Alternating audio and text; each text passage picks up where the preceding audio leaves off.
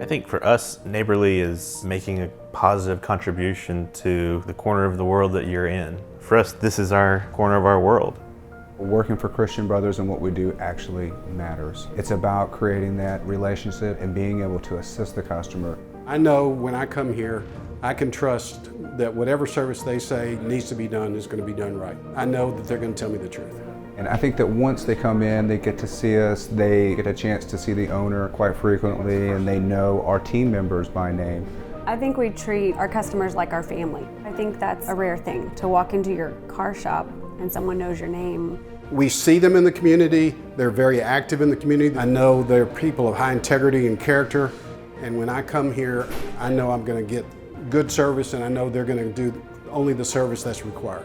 Folks drive so much, they live really busy lives, and if we can take some of that burden off of them, they don't have to think about the car breaking down, or they feel comfortable getting it fixed.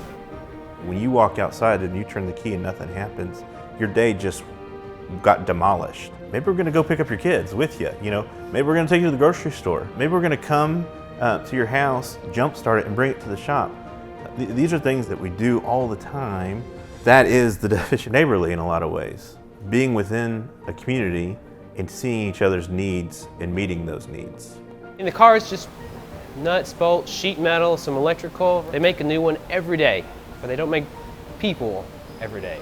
You got to invest your time into people.